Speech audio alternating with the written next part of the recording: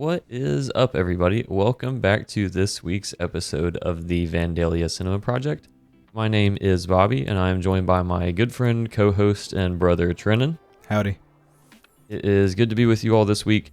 This week, we have a podcast video, whatever you want to call it, on a movie called Inglourious Basterds, if you may have heard of it.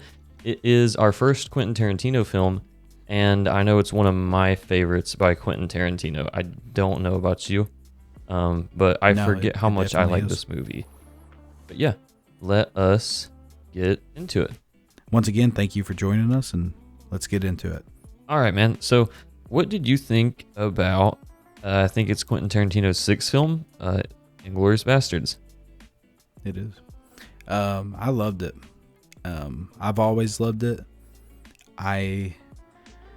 I don't think this is the first Quentin Tarantino movie I ever saw by a long shot. I bet it was probably one of the Kill Bills, but this was the first movie he had done that I knew he had done it. I knew who Quentin Tarantino was, and I remember this movie coming out, and I remember watching it and soaking it in, and it kind of made me go, oh, I like this guy. I like what he does. And then I became his fan. So in a way, it probably was my favorite movie of his for a long time. And then I like hipstered out and I was like, no, it's Reservoir Dogs. Maybe it's Pulp Fiction. I do like the Kill Bills. But now as like the pendulum swings, I don't know. I really am fond of this movie. It's funny. I think you and I probably have like similar opinions and views on this movie. Definitely not my first Tarantino film. I remember watching the Kill Bills as like a child almost. I think it was the first Tarantino film that I appreciated. I remember being like, I think this movie came out in like 2009. I was looking at. I remember being in that like weird non-adult phase for sure, like maybe preteen, and some of my buddies were watching. They were getting into Tarantino. They were getting of age to consume the film. And I remember this movie took a little bit to grow on me. It was the first like Tarantino film that I remember consuming and being like, man, this is a little bit weird at first. Because it's a very strange flowing movie. And I was really happy to show that to Isabel today, my girlfriend, because of that. Tarantino makes weird movies. I think that this movie is what grew me as a Tarantino fan to make me appreciate films like Pulp Fiction more. I think so. He's, in some ways, the Kill Bill movies they're more stylized in some ways, but it's strange because like there's just so much style that I associate with Quentin Tarantino that I can find in this movie and made me start looking for it. You know, like the upward angle shots, like the shots where like the camera's on the ground and characters are looking down on it. Yeah. The bold text, the rock and roll music, obviously the dialogue. But this, because like Kill Bill does all that, right? Kill Bill, he'll fucking turn it black and white for a minute, and just say fuck it, So it's not like it's not stylized. Reservoir Dogs, even back then, you can tell he just like he still had it, even though his first movie, Pulp Fiction, a little bit more. I actually watched an interview with him today, and he was kind of like talking about how every time he made, I watched it from this era, so it was fresh off of this movie. He's talking about like every time he's making a movie, he's like remembering stuff he did last time as if it's like the first time. He's like, oh, I do this. Oh yeah, and I do this too. Oh, I'll do this now. And stuff like that. And so like I feel like there's a linear progression to his movies. Right. From Reservoir Dogs to this one, and I think it just comes together really amazingly. It's he gets freaky with it. He gets freaky with it in every movie, and I think I think the way this movie's set up, he does kind of that, like, this movie's actually divided into chapters. And I'm trying to Yes, and think it's of weird. Tarantino films, and I think he doesn't do it exactly, but his movies kind of progress like that in a way, if I'm remembering correctly. But it's it works so well. I think this is, I would be willing to say that this is a maybe a good introductory film into the Tarantino kind of universe. I think so. I don't know if it's, I was going to ask you, do you think this is your favorite Tarantino film? No. And I don't know why. It's close. I really enjoy The Hateful Eight. Hateful And Eight I've is very, watched very, it. very good. I've watched it numerous times. The extended edition on Netflix. I've watched the 4-hour cut. You know, maybe upwards of, I would even say maybe 6 times, something like that. And I saw the regular one a few times by itself. I still love Reservoir Dogs because even though it is just not as polished, and I mean, like, it's his first film that he directed, and it's dated in terms of, like, I mean, it's a low budget indie film. Right. It's crazy what he did, and I still have such a fondness to it. But this, it's, God, I almost said it's top 3, but they're almost all tied for first, Right. in my heart. I like this movie more than I think I do every time I watch it. Not that I ever hate on it, but I'm not going to lie. Whenever we were going to do this episode this week, I wasn't like super looking forward to watching it again. I don't know why that is. But man, what a good watch through this time. I think my favorite Tarantino film is probably Django. Still. Yeah. I just really like that's a Django. I've probably seen it the It's most. a great one. It's so good. But after this watch through, I don't know, man. It's so hard to say. There's a lot to love about this movie. I think the cast is sick, as in every Tarantino movie. The guy that plays Hans, I forget his name. You know it. You have to. Christoph Waltz. Yes, Christoph Waltz. Awesome. I'll just go ahead and say this now. I was going to save it for later. This movie, I'll just go ahead and get into some fun facts about the history of this movie, because I bet you'll find it interesting, Yep, and it I'd put a love to lot hear of it. things in perspective. This had been sitting in Quentin Tarantino's mind for a decade before it became a movie. Right. And he had thought about it different ways. He had thought of all the characters. And at one point, he was like, maybe it could be like a 12-hour mini-series.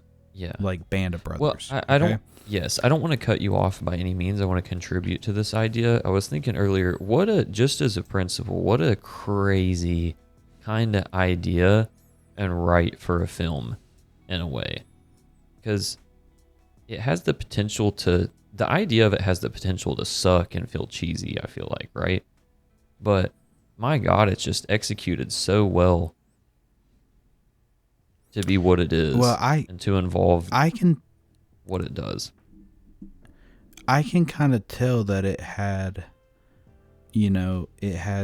the spirit of multiple episodes, just because there's 3 distinct parts of this movie. Or there's like 3 protagonists. Right. There's Hans Landa, there's Aldo the Apache, and then there's Shoshana Dreyfus, Right.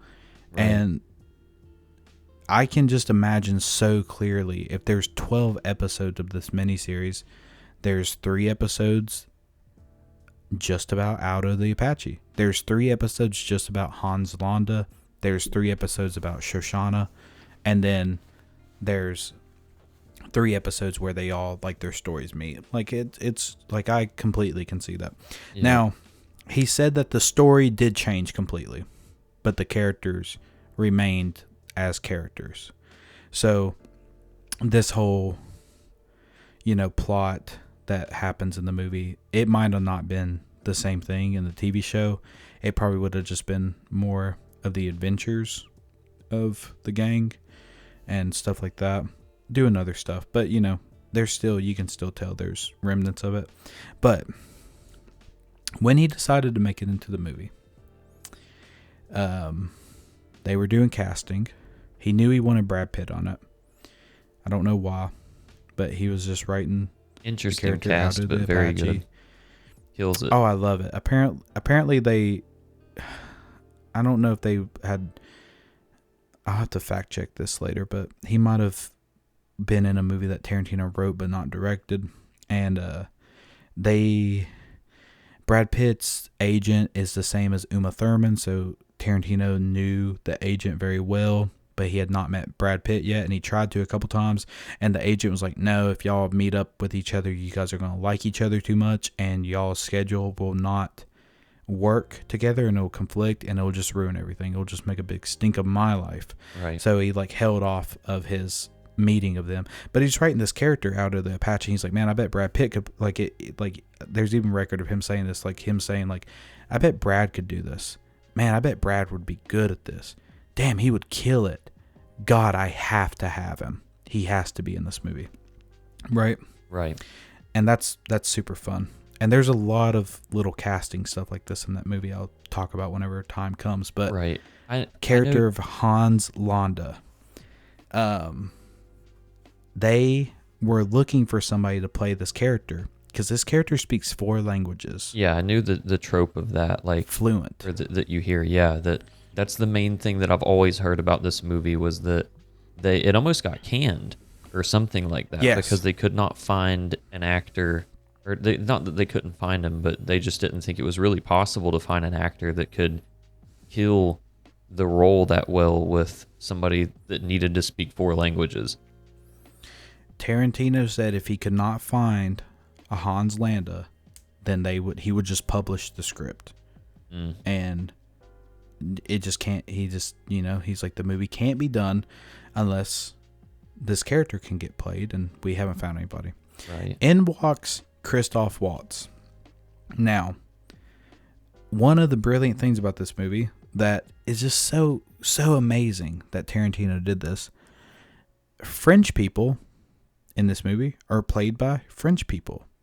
Jewish people are played by Jews. English people are played by English people, with the exception of Mike Myers being Canadian, but, right. He has an English accent. So whenever they were looking for Hans Landa, they were looking for a German guy. Christoph Waltz was a German TV star. Now, German TV in the sense of I think he was doing, I don't know if soap operas or if it was just seasonals, cops, dramas, right, stuff like that. But he said it was, as a profession, it was good enough, but as his soul as an actor, he said it was pretty frustrating. He just didn't feel like he was acting up to the level that he should. Oh, completely so he comes understandable. He comes in, does the reading, and just saves the day. And I'll just say it now. He won an Oscar for this movie. He's the first person to win. First person to win an Oscar for a Tarantino movie. That's crazy. And then he came back to do Django and won an Oscar for it. So it's just crazy that this guy was stuck on German television for decades. And was going to probably just retire as a German TV star. And then, thank God, Tarantino was like, I'll cast a true German, Right. So this was his first big breakthrough role in Hollywood? Yes. Wow. This is his first feature film. I did not know that. That's insane because he killed it. I mean, he had been an actor, I guess, prior, like you said, in whatever TV shows that he was doing. But my God, he kills this movie. Like, for as stellar of a performance as like Brad Pitt gives, and as great as a performance as the actress for Shoshana, I forget her name. Shoshana, that's right. Every single scene that he's in, he kills it, dude. It's crazy. He captivates. Even he intrigues. The first 2 chapters of this movie, between the classic setup at the farm with Hans and the family, the French family who's harboring the Jewish family, and the scene where we get introduced to the bastards and the bear Jew. I almost compare the first 2 chapters of this movie to kind of how the opening of Full Metal Jacket feels. If that makes sense. Like, there's I think I got you. a lot that I like. I love Full Metal Jacket as a movie, and I know it's a strange comparison to draw to, but the opening scene of it is so iconic and sticks so fresh in my head that it almost can be like a standalone movie as is, right? I'm clapping for you. I don't remember everything that happens after the first scene of Full Metal Jacket, but my God, and it's good. It's good after that. I'm not even saying it slacks in any way, but my God, the first scene kills it in that movie. And that is about exactly how I feel about this one. I don't, like, even whenever I was watching it this time, I didn't remember exactly how chapters 3 through 5 or whatever it is panned out and played. I remembered the ending, but my God, I always remember exactly chapters 1 and 2. They're great. No, you're completely right with your Full Metal Jacket analogy. Once they get to Vietnam and Full Metal Jacket, it might as well just be a different movie. Right. Them at boot camp, that's what you see scenes of. That's what people talk about. People talk about Gomer Pals, and like it's that iconic. Yeah. The first scene of this movie, I was worried that we could talk an hour on the first scene of this movie. Like, whenever I was just thinking about this movie this whole week for the podcast, I was like, it's going to be a 5-hour podcast because there's 5 chapters. I could easily talk an hour about each chapter, and I've trimmed down a lot of my thoughts and really condensed them. And I've tried my best to think about this movie, and like, I wanted to see what other people have said, but we're getting into like the Dark Knight levels of opening scenes. We're getting into, it's crazy. I don't, and it's insane. It's such a perfect setup for Shoshana. I'm going to forget her name the whole entire time we're doing this, but it's such a perfect setup for her too. Because, man, it's just grueling to watch. And it, again, Christoph Waltz kills it from the first moment that he's in this movie. Yes. Him walking to shake hands, he's scary. And like, it's crazy how much like power and fear and dread is just associated with like a Nazi uniform. Right. Because in the beginning of this movie, he's kind of, this is going to be hard to talk about because it's just so amazing. The Nazis in this movie, Tarantino makes them charming a lot of the time until they're not. And then it's a 180 mask off. I'm fucking evil as evil can be, So like, him coming into the house, he's speaking French, he's being sweet, he's being nice to the daughter, he wants a glass of milk, he's being very polite, very professional. I mean, he pulls out his book and he like lines it up, and he's got his pen out, and he's just doing his job. Right. And the way it's shot is, you'll have like the wide angle, both of them sitting, and it'll move around. The camera's like real flowy, and then we'll go to the other side of them. But we're still just, it's just a wide shot of two. But when the conversation gets serious, it's close-ups of their face. And Christoph Waltz goes from older looking guy to like, I'm scared of him. Yeah. He's scary looking. He's so serious, so stern. His face is terrifying. The close-ups of his face in this movie are psychotic, almost. Yes, they are. Man, I'll just go ahead and get this out of the way too. But like, this movie almost feels like a foreign film with how I forgot how much of this movie's not in English. I would almost say maybe like most of the movie. Oh yeah, I think that's English. what I remember most about it, and I think that's what took me a while whenever I was like a kid and a teenager to kind of appreciate it, is because I didn't want to fucking watch any movie that I had to read. But man, like, if you can get through it, and of course you should be able to, and I can now, but if you can get through it, such a great stylistic choice. I think there was a time in my life where I wasn't as much of a cinema enjoyer, that I was like, man, I just wish he would have made this in English or whatever. But no, I'm so happy that there's so much of this movie that is in a foreign language, whether it be French or German. It's such a beautiful balance between all of it in English. I like that. Speaking of English, I just like that the British people are portrayed the way that they are in this movie as well.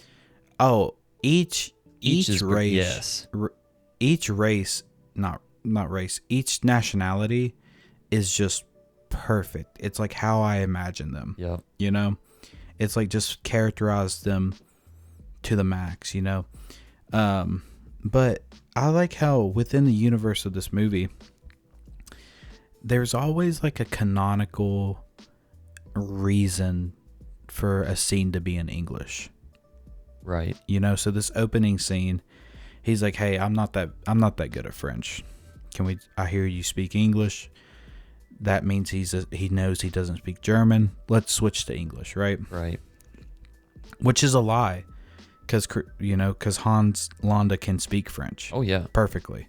He just lied to this guy. He just knew the Jews under the floorboards couldn't speak French. Yeah. That's why he's speaking English, And he's seen with Aldo the Apache. He can only speak English, so people are going to talk to him in English.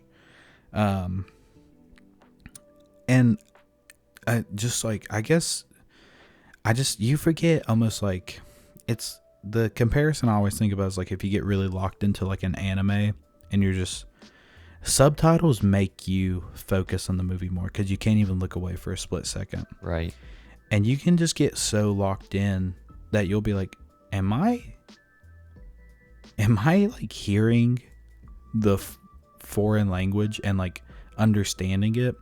But you're like in a weird movie flow state where like the subtitles are like being read in your head at the perfect speed as the scene's playing out. Right.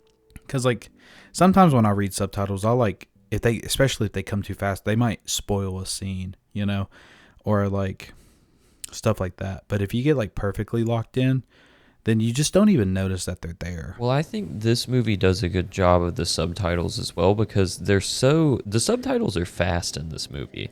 I don't know if you noticed that at all, but like you have to pay attention to this movie and even read. The subtitles don't linger. I don't think it would be, and I think that's probably intentional. But I noticed that this time especially is that you can't really spoil it for yourself. They're only up like within seconds enough for you to actually interpret what is going on, and then they go off the screen.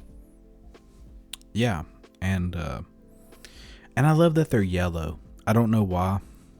I really job with them being yellow. Right. I feel like Tarantino loves using yellow in movies, and I like it. It's cool. I tried to make the title card for this movie yellow, and it didn't look good. I'll just let you know that, Bobby. You haven't seen it yet, but The Right. audience has, and it's not yellow because it didn't look good. Right. But I tried to copy the swagger, and I couldn't. It's hard to get the Um, swag down. I loved this. We gotta get off this first scene, but I love the way this French guy looks. I love when he cries. Oh man. He's so serious and stern. Um, this opening scene is just so intimate with his daughters. Yeah. Um, You can watch the point with the close-ups between both the Frenchman and Hans. You can watch. It's so nice. It's so cool with this first scene. You can watch the point where the Frenchman breaks, and Yes. Hans knows it. Well, it's funny. The point where Hans is revealing that he's in control of the situation is whenever he asks if he can bring his pipe Out. Yep. right? And he has, I should have looked it up. It's called like a calabash pipe, I think. It's the pipe that Sherlock Holmes uses, like iconically. Like it is the same pipe that Sherlock Holmes. So Hans Landa is saying like, I am the evil Sherlock Holmes, and now I'm going to reveal that I know you're lying to me, right? That I'm a great detective, and he is. He's, and this is behind the scenes. Fun facts. Tarantino said that Hans Landa does not smoke tobacco. He knew that the farmer smoked tobacco, and like he's so fucking twisted and like kind of goofy, like evil, that he brought this Sherlock Holmes pipe just to do this, do a Just gag to do on a him. bid on him. Yeah, he pranked him. Did a bid on him. Yeah. Just like fucking, and like bro, Pierre Petit, he's like shaking in his skin. He's shook. Right. He's messed up. He's scared, and read a fucking history book, boy. These are people to be afraid of. Like, whenever I probably first watched this movie, there's no way I understood the full ramifications of Nazi occupied France, when I was 13. Right. But now it's like, dude, imagine this guy coming to your house 9 months after they already came and tore your house up. Right. You just can't even imagine this level of fear and this level of harassment. I think and the bargain of like, hey, if you help me out in any way, then it'll pan out good for you and your family. Right. And it's like he says that after he's already caught. So he's just saying like, hey, I know what you're doing. I'm onto you. I'll throw you one last bone, right? Yeah, he almost gives you got to take it. You got to take it, Yeah. And he takes it regrettably. So this is the first time my wife has ever seen this movie. She was absolutely appalled by this scene, and seeing bloody young girl Shoshana running through the field. Amazing scene, so tense. I remember whenever I first watched it, I was like, it hurt my heart, and I love it. The last fun fact I have for this scene, he bids the farmer adieu. Adieu in French is goodbye with no intent of seeing you again. So like if you left to go to another country and we just met, I bid you adieu, right? Right. Au revoir is see you later. So he bids the farmer adieu, but he lowers his gun and he says au revoir, Shoshana, meaning I will catch you later. Interesting. Insane. Yep. Insane. I think love that about language. that is really cool. I was gonna say, I think that you had mentioned it earlier. You were talking about Tarantino makes the Germans like very eloquent, somewhat in this movie. I kind of get that, but I think even like the first couple of watch throughs that I got from this, it's like you said. I think it's easy to feel the tension that this first scene builds. And it just shows how big of pieces of shit the Nazis were in this case, but they were Oh, yeah. just snakes. And it's almost scarier when somebody has that level of psychopathy to them where they will just smile in your face and be as friendly and as eloquent as they could possibly be, but you know the enemy, they're your enemy. You know the enemy's under your roof. You know that they're just laying out traps for you. And it's like the walls are just closing in on you in that moment. I think that scene builds that beautifully, the tension of it. Because I mean, all in all, like if you don't, it's just, I think that's a test. I think that's what Tarantino does best with his directing, is that he can turn what is kind of I don't want to say it's a boring scene with the dialogue, because it's not, but just the shots that he does, the way it's directed, the way that he has these actors kind of acting, and the emphasis that he's putting on certain things like the pipe and the pins, and just the little things is what makes it awesome. Because if you just did like a plain script reading of this, I don't think it would come across as that entertaining. But if you just told somebody about this, it's two people talking at a kitchen table. No, yeah, and then for 15 minutes they find the Jews and shoot them. It's not that crazy. I mean, it's insane, but it's not. I think it's just so beautifully directed. It's just like the Tarantino masterclass and opening scene of this movie. It's making a conversation have the stakes of a gunfight. Yep. And that's how you know, like, when somebody's a good writer, is whenever you can feel tense about two people talking, and you're tense immediately. Yep. Chapter 2. Hold on. What do you think about I say au revoir pretty good for an American, right? Potentially. I bet the French would disagree with you. Au revoir, Shoshana. I think it's spot on. I don't know. Maybe I'm hearing it different. But Chapter 2, Introduction of the Bastards. I love them. I love the introduction, the lineup. Brad Pitt is just going insane. Crazy. Like in his acting. The anti-Hans is so sick. It's such a stark contrast to Hans. Because Hans is like, kind of well-rounded and smooth, but violent. But then Brad Pitt plays phenomenally. It's so cool to see. This just redneck guy who's rough around the edges.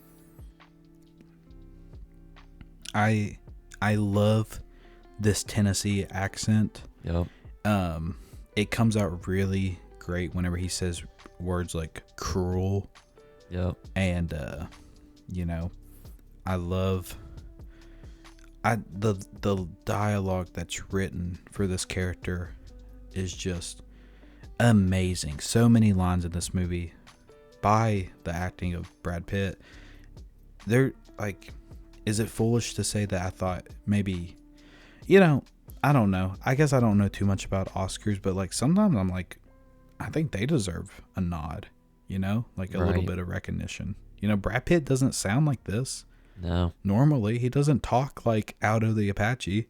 And I fully believe that this guy's Aldo the Apache. I'm never like, that's Brad Pitt doing a Tennessee twang, Nope. I love that all the bastards are Jews. Just cool. Awesome. Yep. It's so sick. I love that Aldo the Apache has a fucking rope burn on his neck, right? They don't even.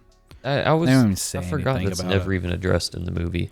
Because it's very noticeable from scene one, like it's even focused on. But it just shows that he's a tough bastard.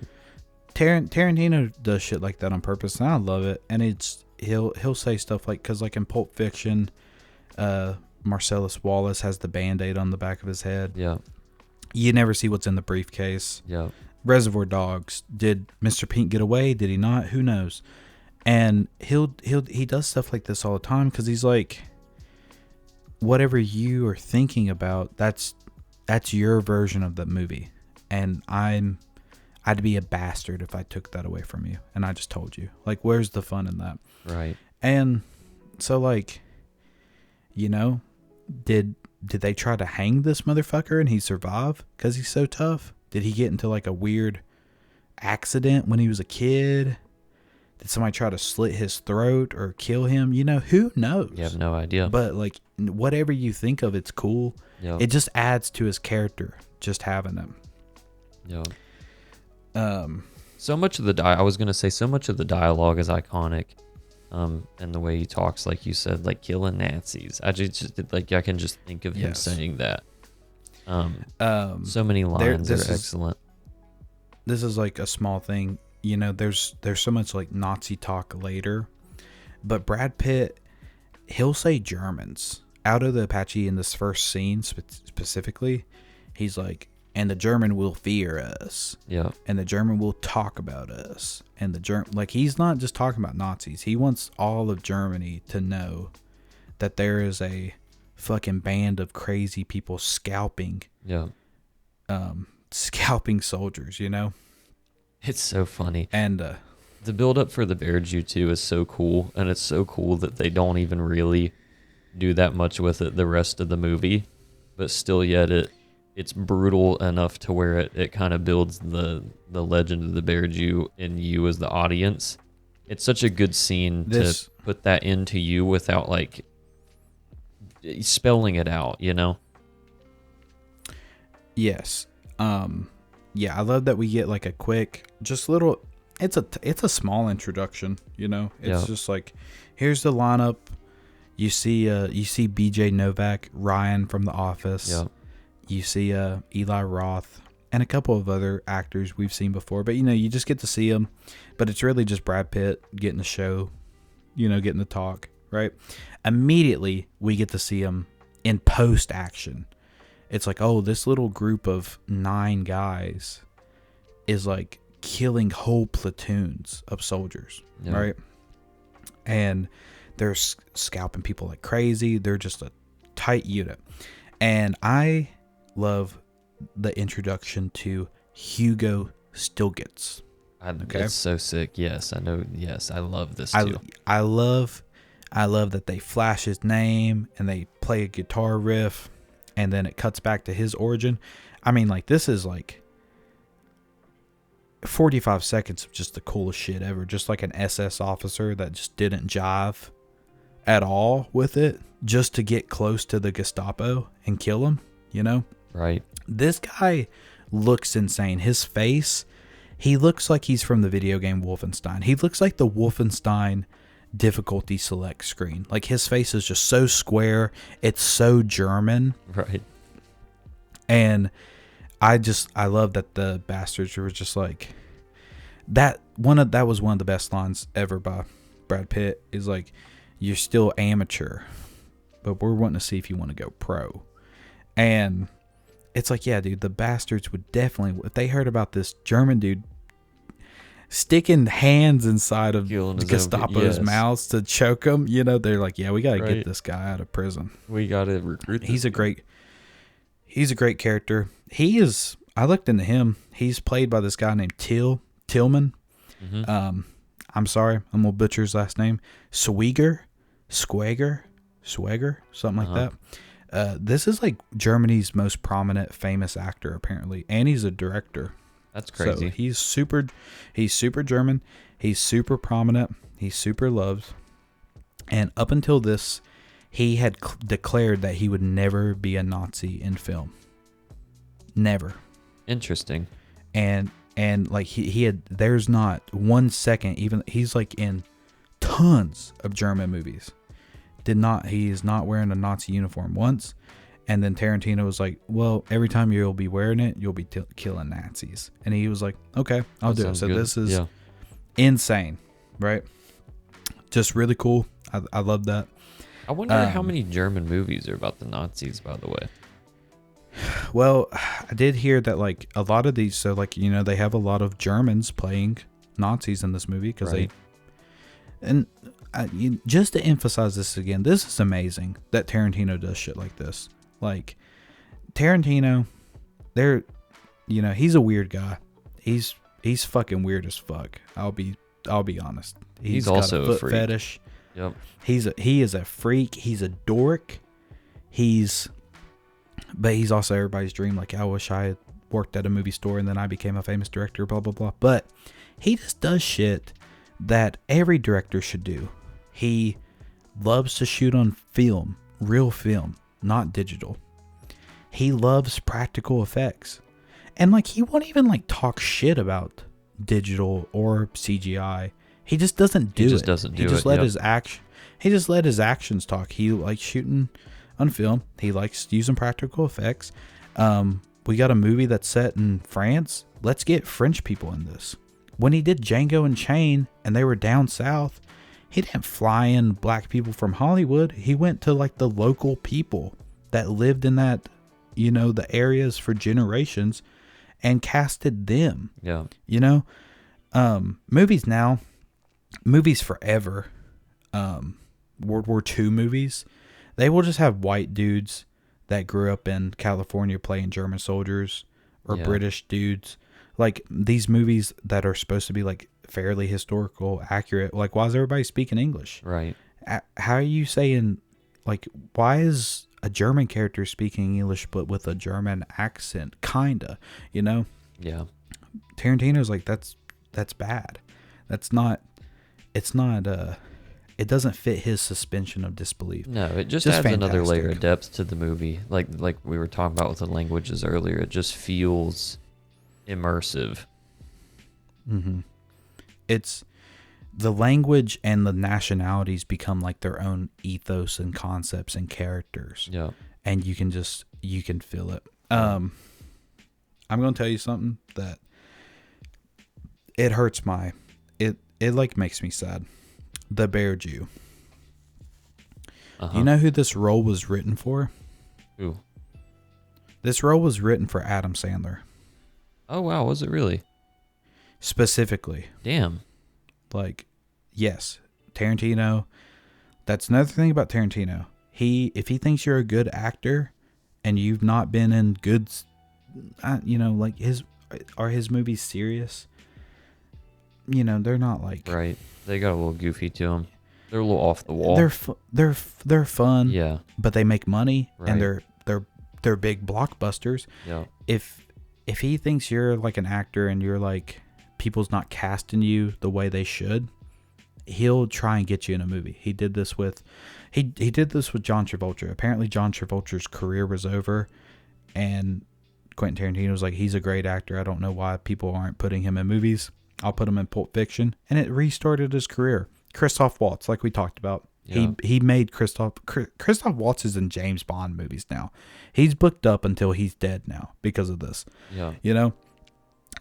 So Adam Sandler, who's always been trying to break into serious movies that aren't just comedies, he wrote him this role. I don't even know if I can fully imagine it, but I just wish so bad I could see it. It would be crazy. 2009, Adam Sandler getting to be the Bear Jew. Yeah. It's heartbreaking, and he couldn't do it because he was doing Funny People, and really? That movie's not that good. No, so. I did not know that. I didn't know that at all. I don't know, because it's interesting, because even though the Bear Jew's legacy is built in that one scene, he doesn't play a huge part of the movie, which I think is, like I said, I think that's cool that the Bear Jew is almost, aside from Brad Pitt acting his ass off and we get character introduction, the Bear Jew is the point of scene 2, chapter 2. Not actually, yes. But like he's the closer, and he's the climax. He's revealed to be like number 2 of the Bastards, because like whenever Brad Pitt is talking to, you know, the Jews, Eli Roth, who is the Bear Jew, he's in the background, like he's already a part of the gang, right? And then at the end of the movie, he's the one, he kills Hitler. It could have been Adam Sandler that killed Hitler. That is true, yeah. You know, that the guy who shot Hitler in the face could have been Adam Sandler. It hurts. God damn it. It hurts so bad that you didn't do this, Adam Sandler. God damn it. I would have loved to seen it. I do just wonder what that would have been like. Even now, seeing Adam Sandler in something serious like Uncut Gems, and I do think Uncut Gems is a good movie. I don't know. It's hard to imagine him in this role. It is, even though like Eli Roth, even him being the Bear Jew, it comes off a little goofy, you know? Yeah. Like whenever he emerges from the tunnel, it's like, I don't know. It's like, whoa, you know, it's just a guy, you know? Right. But like if it was Adam Sandler, it would have been more shocking. And then seeing Adam Sandler in such a grotesque, violent scene, I would have been like, whoa, you know? Yeah. This is another point of just like how Tarantino makes you feel about the Nazis. This guy, the guy that gets killed by the baseball bat, Mm-hmm. I mean, like he's a Nazi. He's a bad guy, right? Yeah. He won't give up his comrades even to save his own life. It's honorable. Right. Yep. You know? And I love this, you know, he hits the medal on his chest.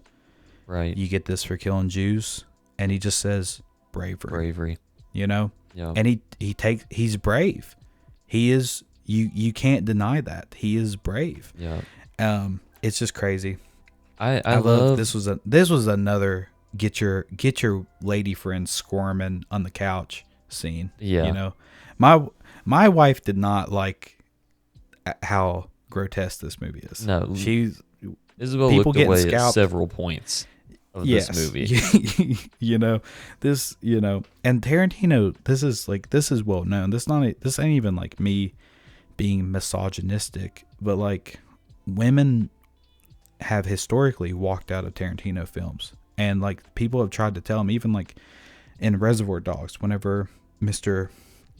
Yellow cuts off the cop's ear, they tried to get him to remove that scene from the movie because they said you're going to lose 50% of your female audience if you put this in the movie. And he was like, I don't care. And he did. You know, Right. People walked out of Reservoir Dogs in the middle of the movie because of that scene. So, you know, it's just how it is. Yep. I Great love scene. Brad Pitt. I want to touch on this too. Brad Pitt talking shit to this Nazi in this scene is also some of the most iconic dialogue from this movie. I think all the time, like even without seeing this movie, I think about, you know, their sauerkraut sandwich and schnitzel licking finger, and every little quip from Pitt here is awesome. It's iconic. I think of it all the time. The guy, Werner, he says, you don't expect me to divulge information that would put German lives in danger. And he's like, well, Werner, that's exactly what I expect you to do. Yep. I love it. I wish I could do the accent better. I'd talk like that all the time. It's. I didn't think it was bad. I thought I need to good. know about Germans hiding in trees. This is a goddamn sniper delight. I lost it there at the end. I got a little cartoony, but great scene. Really I think the end of this scene is the end of Act 1. I think Act 1 is the introduction of Hans Landa, Yeah. Shoshana, and the Bastards. Yeah. And you get to see how their stories start. Yep. It's not that I don't have a lot to say at all after those two scenes, but again, I just wanted to put stress on what I take away from this movie is always those first two chapters are, I think, not that the rest of the movie's bad in any way, not that it even goes downhill, but they are just so iconically this movie. It sticks with me so well. Well, just another bit of screenwriting, you know, education and lore. Act 1s and Act 3s are the most exciting parts of movies, of every Right. movie. Act 2 is where, you know, most movies go to die. You know, if you don't like a movie, it's probably because Act 2 sucks. Just Right. how it is, you know. Not saying that this Act 2 is just, it's twice as long as the other acts. And it's longer and it's slower and there's just more stuff, you know, just how it is. Yeah. And it's hard to go from scenes that are so tense in one way to tense in another way. Yeah. So like immediately after the scene ends, it's just Shoshana on a ladder getting talked to, you know? Yeah. It just slows down so much. Is that I'm probably misremembering. Is that chapter 3 is the Shoshana, or do we get? It's not Hitler, is it? When's the first introduction to Hitler? Hitler is in Act 1. It's when they're talking they start cutting to him whenever the last surviving German soldier comes. I gotcha, I remember. And they cut between Hitler and then him. Also, great, this guy. Apparently this guy's played Hitler a couple times. He's good at it. He's got the good mustache, and he acts crazy, like how historically we know Hitler was a drug crazy addict guy. You know, now I love the yelling and the 99999. Don't tell anybody. I like how Hitler's portrayed in this movie a lot. I think that actor did a really good job. Him and Goebbels. He's apparently the guy that played Goebbels Goebbels a lot too. He's goofy in this movie, in a way. Like he's got that Tarantino kind of goofiness to him, and I like that Hitler. Of course, Hitler's like a big focus of the movie, but I like that he's not like overdone in this movie. Like this movie's not about Hitler, even though it is. Yeah, you see him. It's not about Hitler. I mean, you only really see him twice. He shows up in this scene in a cutaway, and then in the end, just like for a little bit, because he shows up to the movie late. Yep. But we didn't talk about. I love that the Bastards. I love the whole thing. Fuck, man. Back it up a little bit. Yep. I love the third most important character of the Bastard is or fourth. His name's Wiki. He's the German born Jew, Austrian born Jew. Yeah. He's the Jew that can speak German. He's the translator. Yeah. I love him throughout the movie. He's really great in the tavern scene later. He's great in this scene. So I love that they're translating. I love that the Bastards are not cool with Nazis going home at the end of the war and forgetting that this whole shit happened, you know, sweeping it under the rug. And, you know, the line is just so iconic. I bet you're going to take that uniform off. I'm going to give you something you can't take off. It's awesome. Yeah. I've never heard of anything like this. I've never seen it before in a movie. This is a brilliant Tarantino thought. I love the carving of a swastika in a Nazi's head as a permanent reminder. Yep. It's so cool. I completely agree. I think that's something that you get, you know, with history and like just baseline historical knowledge. Like a lot of the Nazis did get reacclimated into society, and you just never knew. But that's came like to America and worked for our government. Yep, that's such a cool Tarantino thought, where it's like, yeah, you ain't gonna get away with that. Yeah, it's awesome. Yeah. Chapter 3, Shoshana in Paris. Yep. And this is more what I was wanting to talk about. How like the Germans are at first portrayed as charming. Mm-hmm. Friedrich Zoller, the second main antagonist to this movie. Yeah. He just has a crush on Shoshana. Right. Shoshana obviously hates the Nazis, which, you know, even if the terrible stuff that happened to her and her family didn't happen, just her being in Nazi-occupied France as a French person, she probably wouldn't want to talk to this dude just off that, let alone all of her baggage, you know? Yeah. So, I like how up their own ass Nazis are in this movie. They're like, why would this person be a dickhead to me? You know, it's like, well, you're fucking invading my goddamn country, you know? What a terrible position that Shoshana finds herself thrown into immediately. You know, it is it is 4 years later, but immediately. No, I mean, like, no. Oh, I get what you're saying. I thought you meant like she gets out the basement immediately getting fucked over by this dude, but no. It's like almost sickening. It's almost sickening to like just see this slowly creep and evolve. Like, I like that storyline of this movie because it gets more and more uncomfortable to the point where you're like, fuck. You're just in deep. And just thinking like these are like if somebody just fucking killed you and your family, like your nuclear family at the moment, and then I had to like hang out with them or something. It's just what just a be terrible disgusting. thing. Yeah, how awful. The actress that plays she's French. As an American, I would say her name's Melanie Laurent. It's probably not pronounced that way, but that's how I would say it. She does great this movie. Very good. Just the small nuance of her face. I can just tell how stressed out she is at all times. Yeah. She meets this guy. She plays that she's hiding something very well in all the scenes, which I know that from the movie, but it's palpable. I feel like you can tell that like she portrays that on screen. That like there's something that she's hiding. Yeah.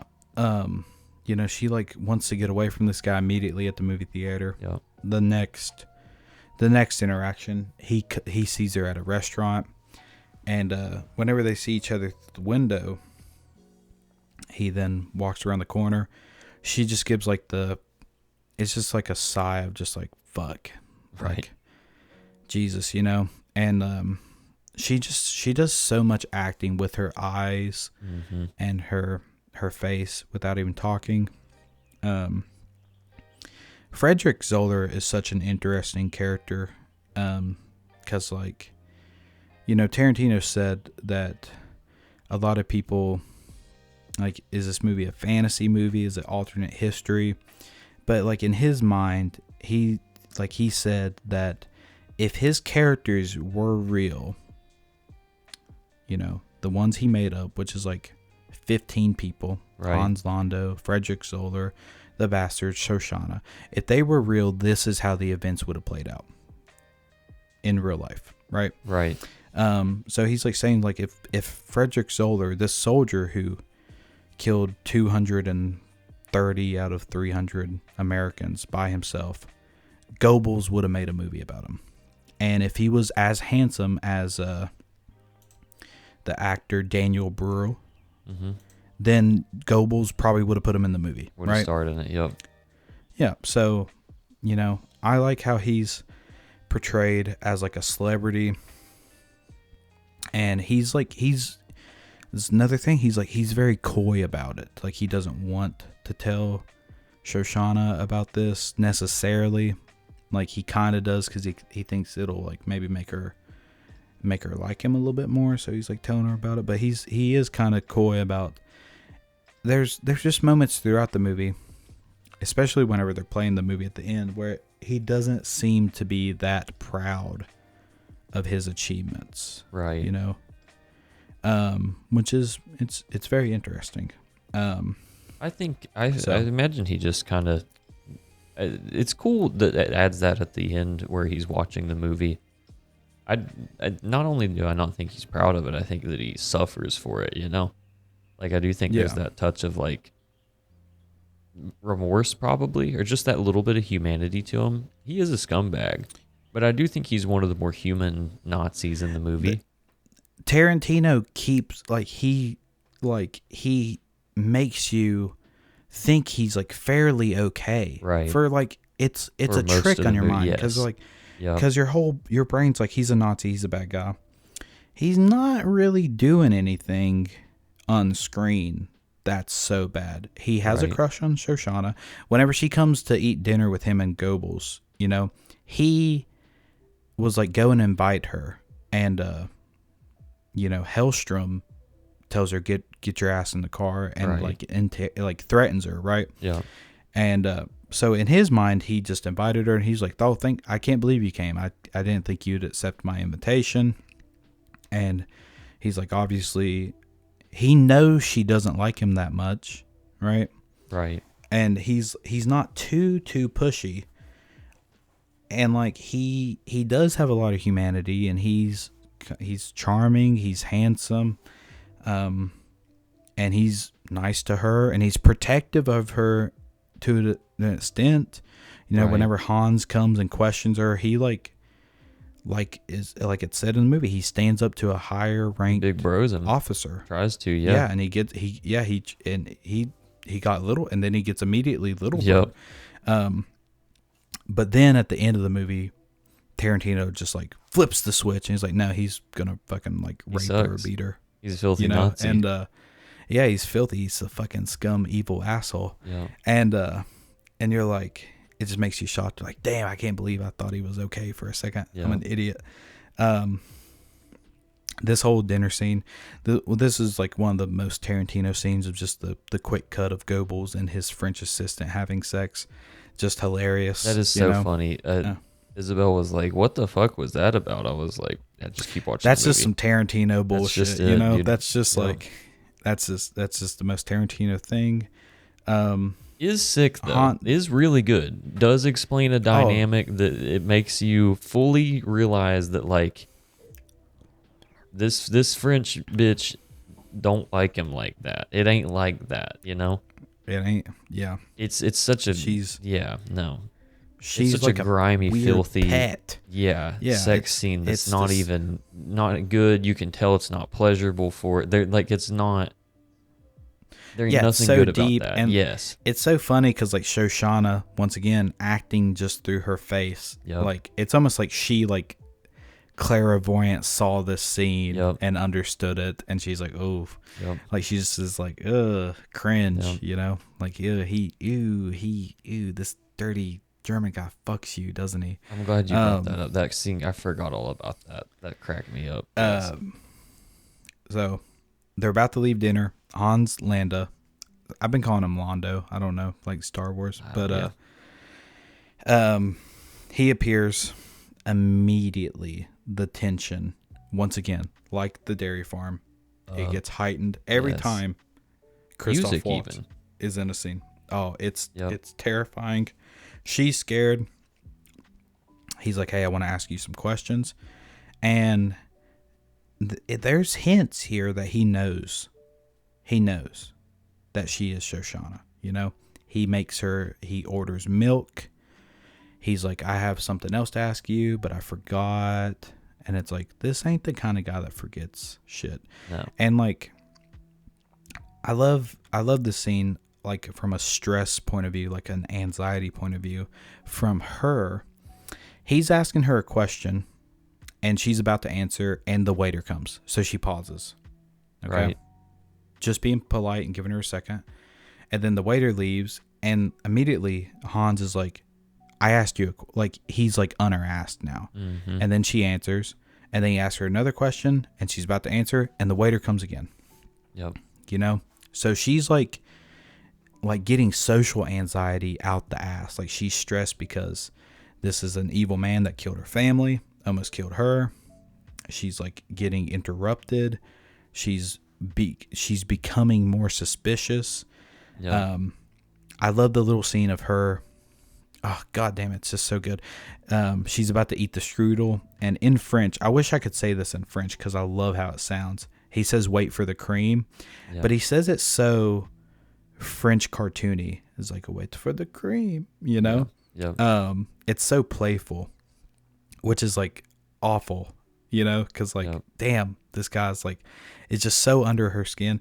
But then she does wait for the cream. And when she takes a bite, she has this expression in her eyes like, it is actually good. It's good. Yeah. Yeah. I'm glad I waited on the cream, actually. And she's just like, oh, God, at least this tastes good. And then I love when he leaves, she gives it a second. And the breakdown, just like the quick second or two of her crying. Yeah. It's so good. Yeah. Great scene. Really well acted by both of them. Of course. And like you said, I think it's so, Christoph Waltz's character in this movie, Hans, is so cool because he is very intelligent. Like you said the Sherlock thing earlier, but like he knows everything in every scene. And that's really cool to watch play out. And like, I mean, like even like you said, like Tarantino doesn't spoon feed you a lot of things. So he never comes out and says whether or not him ordering the milk for her is like whether he knows or not, or But that's up for you to decide, and all signs point to yes, but you don't know for sure. To quote a later part of the movie, it's either a terrible coincidence or it's deliberate, but Right. it can't be both. Yeah. And yeah, you just never know. Yeah. So she shows the movie theater to him. I love her black lover, Marcel. Yeah. I wish, minor gripe, I just wish I wish I had a little bit more of their relationship. He doesn't get a lot of And a screen little time bit or more, anything at all. just a little bit more of them, just a Yeah. tiny bit. I love that her plan, this is, I'm just jumping around, but I love that her plan to kill Nazi high command and the Bastards plan is the same plan, but not came together. You know what I mean? The Bastards are like, we're going to blow up the theater. She's like, we're going to blow up the theater. Just not, it's like, in the economy of good ideas, they both had them, Yeah. So chapter 4 is Operation Kino, and we get introduced to great actors. A great actor, Michael Fassbender, at this time wasn't in that much stuff. He was still kind of up and coming at this point. I'm gonna just do a double check because I watched in an interview. Apparently he's in 300. I didn't know that. Google. Whenever I search up an actor and I look up their movies and films, sort them by date of release and not random. Yeah. Why do you do this? Yep. I completely agree. What's the point? Who does Fassbender play? Does he play the British spy? He plays the British spy that is his job as a civilian is a Film critic? film critic. Yes. And he can speak German. I love, I said it earlier, I love the way the British people are portrayed in this movie. Yes. It cracks me up. I mean, it's almost like how Americans think of British because they're really like jolly ho. Yeah, it's so stereotyped. Good thing, governor. Yep. It is, but it's great. I love how they talk to each other. Yes. I wish I would have wrote the quotes down. I love that the cameo of Mike Myers. Great cameo. That other guy, the fat guy in the corner of the room on the piano. Mm-hmm. Whenever I was watching this movie, I was like, is that Churchill? That's what I imagined was a portrayal of or him, is but it just, no. I was like, or is it just the vibe of Churchill? So I looked it up, and it is Churchill. And I was like, sick. Because, I mean, like, fat British guy chomping on a cigar in World War II. Who else are you going to be? Got to be Churchill. Who else would it be? Who's suave and is like, brief him, Right. That guy, his name is Rod Taylor, and this was the last movie he ever played in, and this was his retirement performance. And he said that working with Tarantino was such a joy and delight. Interesting. He said that like he was basically like Tarantino really gets cinema. I had a great time. And like we know him from he played in he's in like a couple Twilight Zone episodes, and he was in a famously Alfred Hitchcock's movie The Birds, which I'm not seeing, but that's pretty. I know who Alfred Hitchcock is, so yeah. He just said he loved seeing Tarantino direct. So cool. What an honor, probably. Yeah. For Tarantino. That was awesome. But yeah, I love the plan. I love them asking about German cinema. It's just fun because it's like it just goes to show how much homework. And I saw in an interview that like Tarantino, he like made a few of these actors, especially the actress that plays the actress in this movie. He made her watch a bunch of movies from this time period so she could get like the vibe of how actors and actresses were back then in the 1920s and 30s and 40s. Interesting. Especially in like German. Yeah. And like German film. So that's really cool. So charming seeing the Brits talk about each other. Yeah. It's cool. The whole bar scene shortly after that, is really cool. It's a little bit drawn out in a way, but I like like it. I 30 like minutes every long. bit of it. Yes. I even wrote down my notes. It's one of the greatest scenes in fiction. It's really, really good. There's so many facets to it. I love the scene immediately before it, whenever they're casing the place, Outside and talking, Brad Pitt gets to say, who chose the rendezvous point to be in a goddamn basement, you know? Yep. He's like, you know what fighting in a basement is like? It's like the worst thing ever. Like fighting in a basement, you know? Yep. And huge foreshadowing as well. yeah, I mean, just comes does, out and says it basically. Yeah, it sucks. I love Michael Fassbender, his character. I wish I knew his character's name. I don't remember. It's hard because I think they call him John. I don't know, but it's most of the time he is, for the majority of this movie, he's playing a German soldier. So I don't know the German name and I don't know his English name, so I'll just say Michael Fassbender. Right. He, ain't a military man, as it stated before. He's a film critic who just happened to be in the military during World War II, as all men were and had to be at this point. Right. So he, in the beginning, he's like, went and he talking to Hugo Stiglitz, and Stiglitz is just, I mean, he's scary. He's horrifying. Just like, he's the dude from Wolfenstein. Stonewalling and he him, says, he says like, I just want you to be calm when we get down here. I've heard some crazy shit about you stabbing motherfuckers in the face. And he's sharpening his knife, Yep.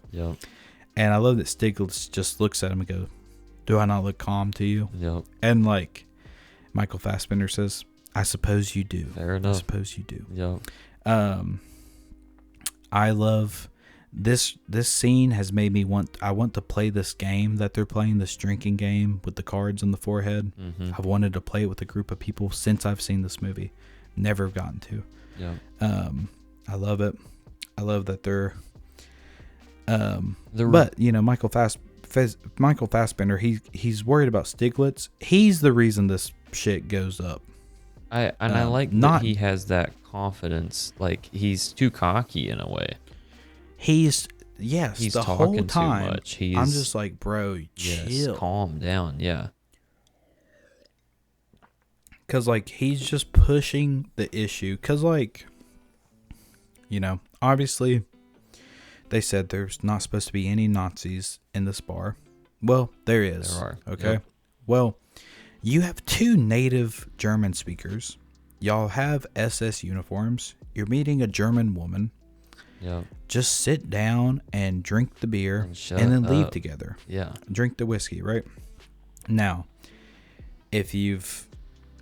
this is one of the most like realistic scenes ever of just like what it's like to be stone sober around somebody that's a drunken buffoon. It is aggravating. Yeah. Somebody like bumping into you and spilling fucking beer on you. And then you have the additional like military aspect that they're playing with. And like he like freaks out and he's like, we are officers. This is an officer table. Fuck off. But like, bro, everybody else, Stiglitz and Wiki, and like I said earlier, Wiki, I love him in this scene. I love how he looks, and I love how he interjects into the conversation, because like he's having fun with the conversations. He's playing along 100%. Yeah. Like he's meant to be there. Yeah. Where Fassbender is just, he's probably just stressed out. That's what I think. I think he has that kind of nerve to him in a way too, where I just think the stress is. I think he's cooking at the moment. That's how I interpreted this scene, and then my brother just snapped. But he doesn't have any chill throughout this scene at all, and it is painful to watch, and you can kind of tell everybody else kind of has that opinion about him in a way. Yeah, even like he gets multiple outs. Yeah.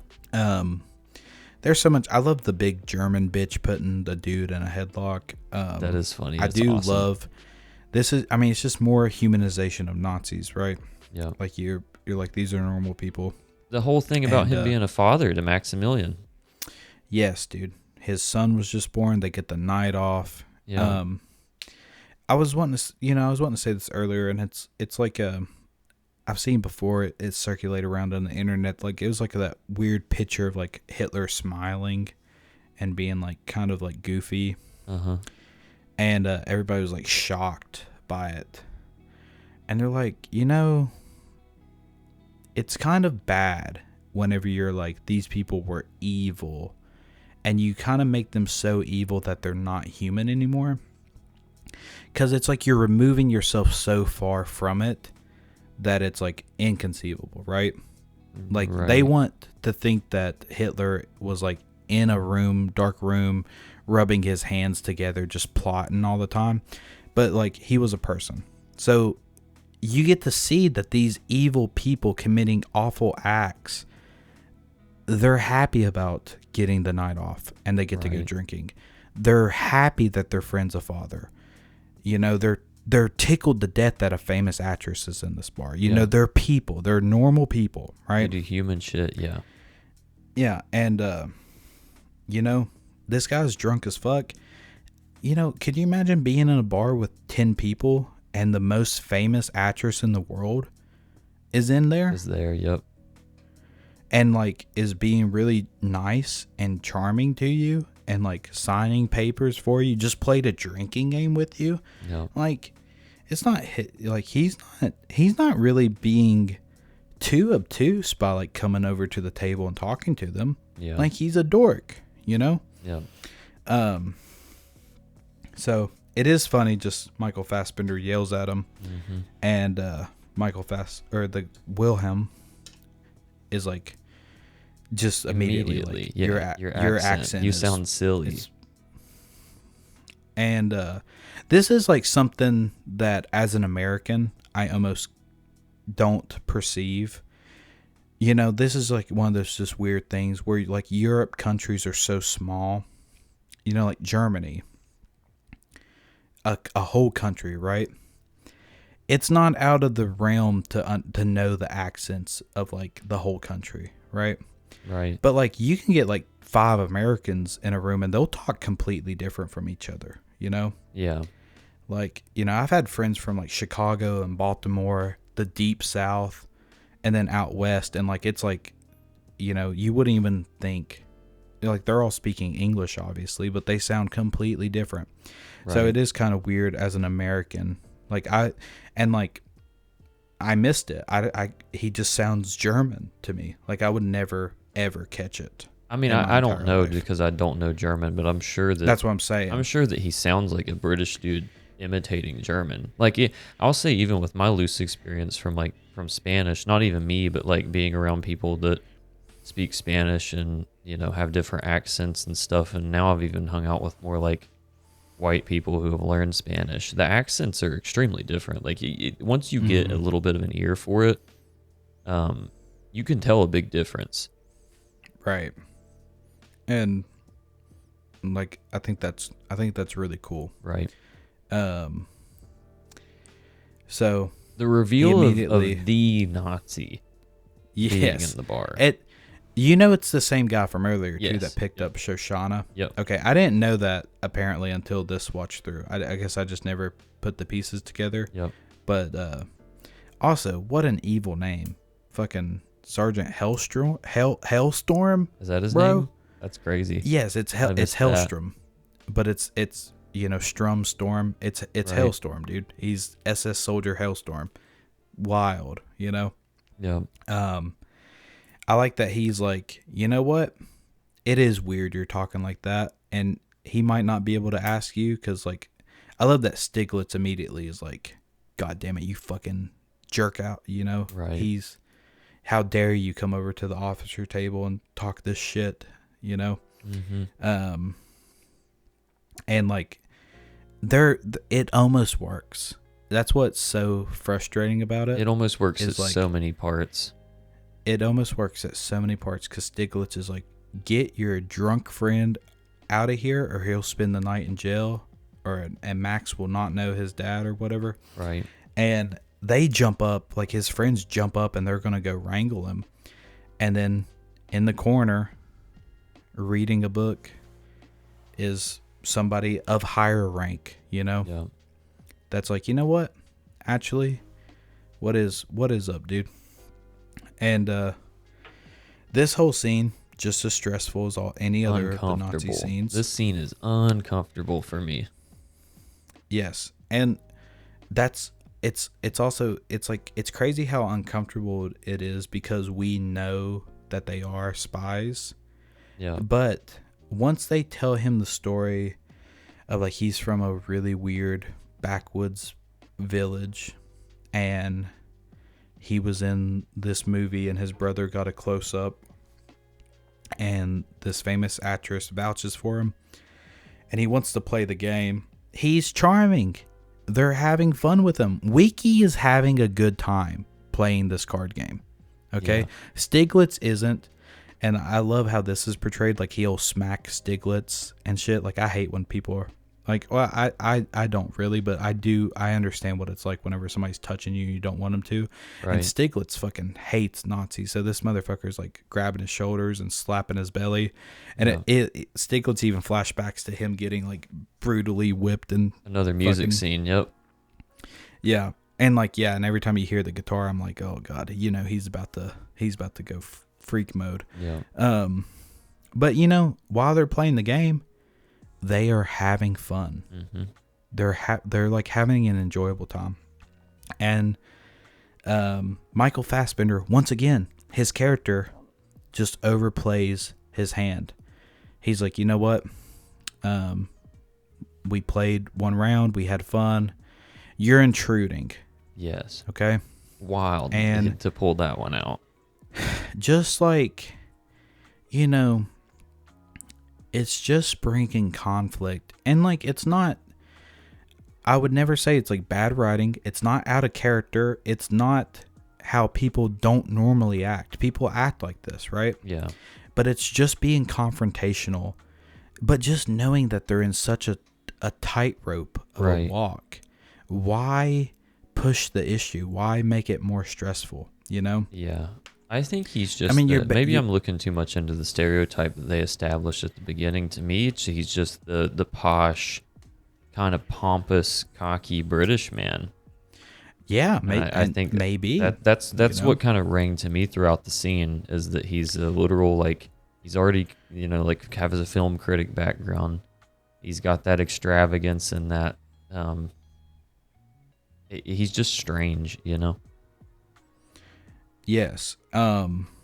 It's, and like, I wish I remembered that. I know he said you're intruding, but like, there was like another word in the subtitles where I was just like, dude, kind of being rude. Like he might even said like, you're rudely intruding. Right. Or like, just something like that. It's like, yo, why not just say like, that was fun, but we haven't seen each other in a while. We're going to get out of here. Right. Thanks for being nice to us, Yeah. And I love that that Hellstrom, he like snaps back and he's like, I'd only be intruding if the woman says I am. And she's scared to fucking death, because she's not cut for this. And she's like, no. And he then once again gives them an out. And he's like, of course I'm busting your balls. Kidding. Yeah. Of course I'm intruding. Of course. Let me order y'all this round of scotch and I'll get out of here. I've had a great time. And they had the out and then they get caught by just the most German catching thing ever is they do their three different. Right? Yeah, and that is iconic too. That's something that such an iconic scene. Yeah. I love how the camera's over his shoulder, he sees his fingers, and then the Nazi just snaps. Yeah. His like a dog caught the scent. Mm-hmm. And it's just crazy how something so little can just be like, I'm going to kill you now. I have enough information that I'm going to kill you now. You know, it's so cool. I actually spoiled that part for Isabel whenever we were watching it. I was like, I'm gonna tell you something. I was like, look at this dude's face when he holds up 3. Pay attention to it, because that's something that I don't think, unless you rewind it, I don't think you get to fully soak that in until you get the reveal and the next scene later.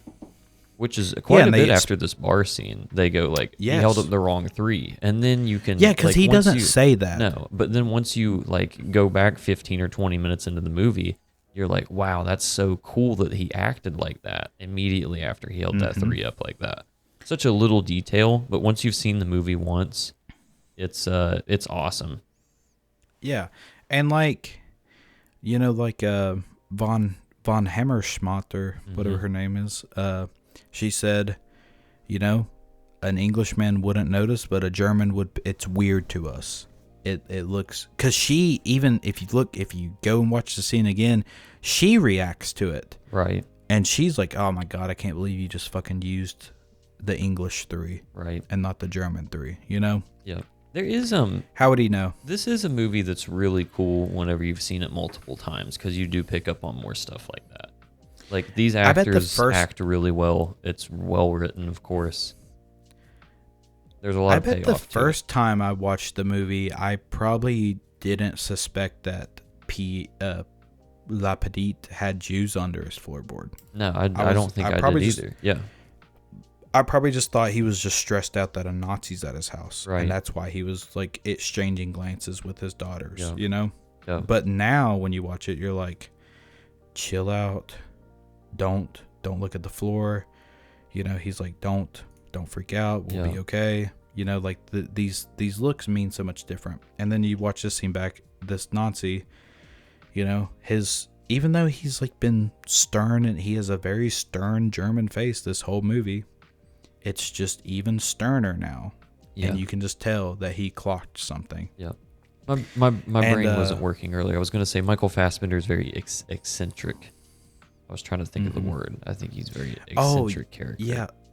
Whenever Von Hammersch, I'm gonna get her name right.